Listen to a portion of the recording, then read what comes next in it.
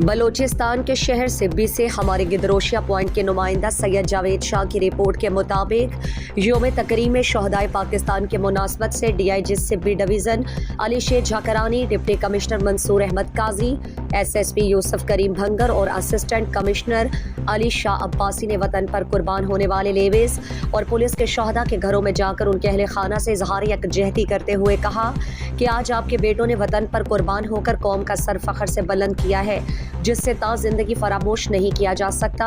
Police और जिला इंतजामिया के अफसरान, शहीद लेविस एहलकार शेर दिल खान, सैयद खान बंगलजई, पुलिस एहलकार रियाज सोलंगी, सैयद जलाल शाह, सैयद खादिम हुसैन शाह, उस्मान सोलंगी और दीगर शहदा के घरों में गए और उनके अहले खाना से ताज़ियत का इजहार किया। जिले और पुलिस अफसरान ने शहदा के अहले खाना से कहा कि आपके शहदा ने जो कुर्बानी दी है कौम उसे फरामोश नहीं कर सकती।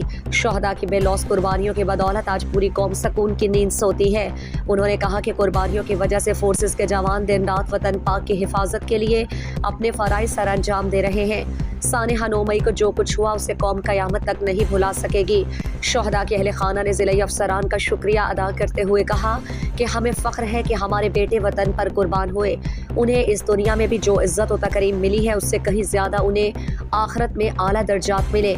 इस मौके पर रसालदार आरिफ मरी, रसालदार शहबाज खान पारोज़ई, SHO सिटी गुलाम जिलानी, मकसूद सेलाची, सब इंस्पेक्टर मोहम्मद शरीफ नासिर, लश्करान गशकोरी और दीगर मौजूद थे।